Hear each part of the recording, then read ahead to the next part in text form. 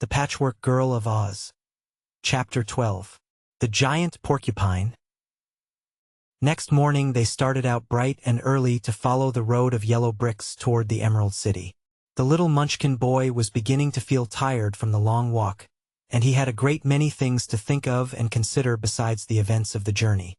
At the wonderful Emerald City, which he would presently reach, were so many strange and curious people that he was half afraid of meeting them and wondered if they would prove friendly and kind. Above all else, he could not drive from his mind the important errand on which he had come, and he was determined to devote every energy to finding the things that were necessary to prepare the magic recipe. He believed that until dear Nunky was restored to life, he could feel no joy in anything, and often he wished that could be with him, to see all the astonishing things Ojo was seeing. But alas, Nunky was now a marble statue in the house of the crooked magician, and Ojo must not falter in his efforts to save him. The country through which they were passing was still rocky and deserted, with here and there a bush or a tree to break the dreary landscape. Ojo noticed one tree, especially, because it had such long, silky leaves and was so beautiful in shape. As he approached it, he studied the tree earnestly, wondering if any fruit grew on it or if it bore pretty flowers. Suddenly he became aware that he had been looking at that tree a long time, at least for 5 minutes, and it had remained in the same position, although the boy had continued to walk steadily on. So he stopped short, and when he stopped, the tree and all the landscape, as well as his companions, moved on before him and left him far behind. Ojo uttered such a cry of astonishment that it aroused the Shaggy Man, who also halted.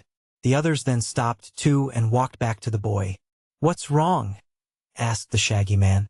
"Why, we're not moving forward a bit, no matter how fast we walk," declared Ojo. "Now that we have stopped, we are moving backward. Can't you see? Just notice that rock."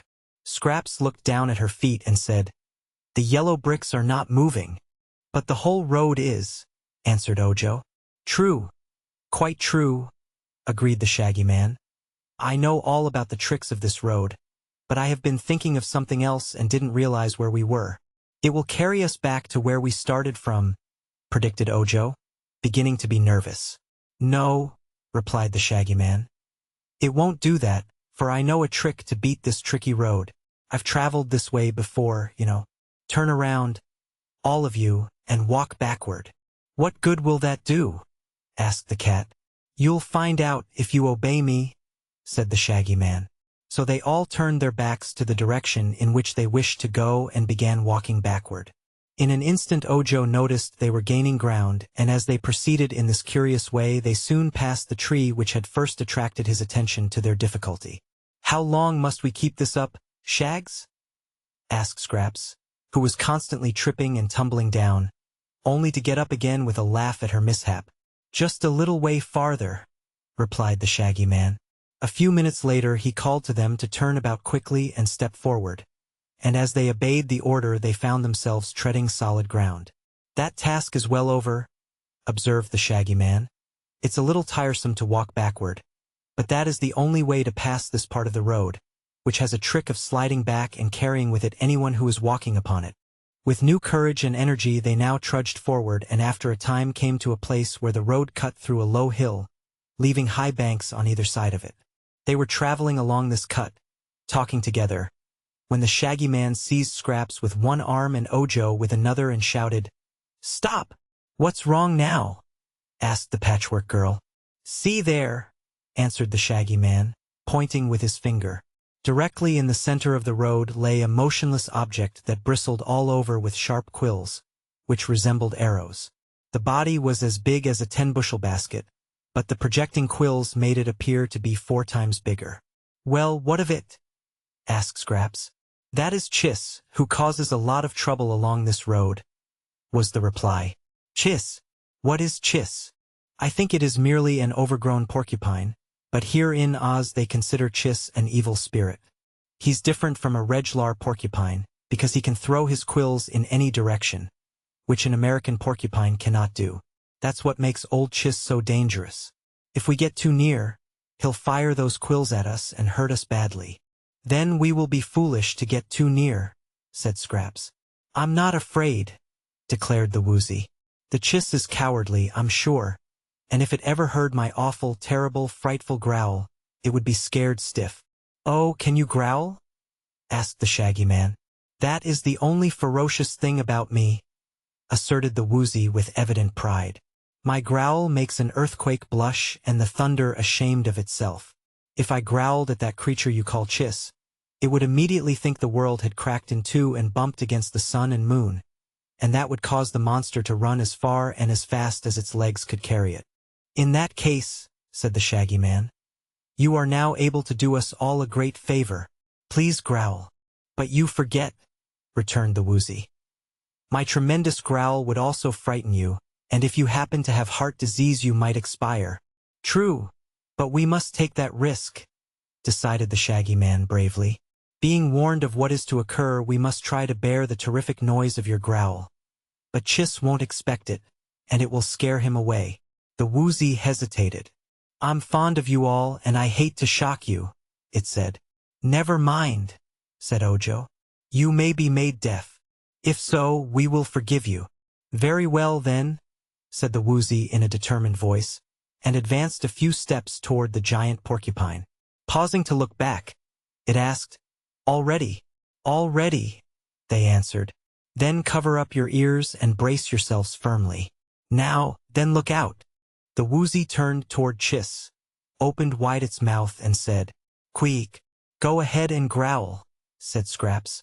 Why, I did growl, retorted the Woozy, who seemed much astonished. What, that little squeak? She cried. It is the most awful growl that ever was heard, on land or sea, in caverns or in the sky, protested the Woozy. I wonder you stood the shock so well. Didn't you feel the ground tremble? I suppose Chiss is now quite dead with fright. The Shaggy Man laughed merrily. Poor Wooz, said he. Your growl wouldn't scare a fly. The Woozy seemed to be humiliated and surprised. It hung its head a moment, as if in shame or sorrow, but then it said with renewed confidence, Anyhow, my eyes can flash fire, and good fire too. Good enough to set fire to a fence. That is true, declared Scraps. I saw it done myself, but your ferocious growl isn't as loud as the tick of a beetle or one of Ojo's snores when he's fast asleep. Perhaps, said the Woozy humbly, I have been mistaken about my growl. It has always sounded very fearful to me, but that may have been because it was so close to my ears. Never mind, Ojo said soothingly. It is a great talent to be able to flash fire from your eyes. No one else can do that. As they stood hesitating what to do, Chiss stirred, and suddenly a shower of quills came flying toward them, almost filling the air. They were so many. Scraps realized in an instant that they had gone too near to Chiss for safety, so she sprang in front of Ojo and shielded him from the darts, which stuck their points into her own body until she resembled one of those targets they shoot arrows at in archery games. The Shaggy Man dropped flat on his face to avoid the shower, but one quill struck him in the leg and went far in. As for the glass cat, the quills rattled off her body without making even a scratch, and the skin of the Woozy was so thick and tough that he was not hurt at all. When the attack was over, they all ran to the Shaggy Man, who was moaning and groaning, and Scraps promptly pulled the quill out of his leg. Then up he jumped and ran over to Chiss, putting his foot on the monster's neck and holding it a prisoner. The body of the great porcupine was now as smooth as leather, except for the holes where the quills had been, for it had shot every single quill in that one wicked shower. Let me go, it shouted angrily. How dare you put your foot on Chiss? I'm going to do worse than that, old boy, replied the Shaggy Man. You have annoyed travelers on this road long enough, and now I shall put an end to you. You can't, returned Chiss. Nothing can kill me, as you know perfectly well. Perhaps that is true, said the Shaggy Man in a tone of disappointment. Seems to me I've been told before that you can't be killed. But if I let you go, what will you do? Pick up my quills again, said Chiss in a sulky voice, and then shoot them at more travelers? No, that won't do. You must promise me to stop throwing quills at people. I won't promise anything of the sort, declared Chiss. Why not? Because it is my nature to throw quills, and every animal must do what nature intends it to do. It isn't fair for you to blame me. If it were wrong for me to throw quills, then I wouldn't be made with quills to throw. The proper thing for you to do is to keep out of my way." "Why, there's some sense in that argument," admitted the Shaggy Man thoughtfully. "But people who are strangers and don't know you are here won't be able to keep out of your way." "Tell you what," said Scraps, who was trying to pull the quills out of her own body. "Let's gather up all the quills and take them away with us. Then old Chiss won't have any left to throw at people." "Ah, that's a clever idea. You and Ojo must gather up the quills while I hold Chiss a prisoner. For, if I let him go, he will get some of his quills and be able to throw them again." So Scraps and Ojo picked up all the quills and tied them in a bundle so they might easily be carried. After this, the Shaggy Man released Chiss and let him go, knowing that he was harmless to injure anyone. "It's the meanest trick I ever heard of," muttered the Porcupine gloomily. "How would you like it, Shaggy Man, if I took all your shags away from you?" "If I threw my shags and hurt people, you would be welcome to capture them," was the reply. Then they walked on and left Chiss standing in the road sullen and disconsolate. The Shaggy Man limped as he walked, for his wounds still hurt him, and Scraps was much annoyed because the quills had left a number of small holes in her patches. When they came to a flat stone by the roadside, the Shaggy Man sat down to rest, and then Ojo opened his basket and took out the bundle of charms the crooked magician had given him. "I am Ojo the Unlucky," he said, "or we would never have met that dreadful porcupine. But I will see if I can find anything among these charms which will cure your leg." Soon he discovered that one of the charms was labeled, "For flesh wounds," and this the boy separated from the others. It was only a bit of dried root, taken from some unknown shrub, but the boy rubbed it upon the wound made by the quill, and in a few moments the place was healed entirely and the Shaggy Man's leg was as good as ever. "Rub it on the holes in my patches," suggested Scraps, and Ojo tried it, but without any effect. "The charm you need is a needle and thread," said the Shaggy Man. "But do not worry, my dear. Those holes do not look badly at all. They'll let in the air, and I don't want people to think I'm airy, or that I've been stuck up," said the Patchwork Girl. "You were certainly stuck up until we pulled out those quills," observed Ojo with a laugh. So now they went on again, and coming presently to a pond of muddy water, they tied a heavy stone to the bundle of quills and sunk it to the bottom of the pond, to avoid carrying it farther.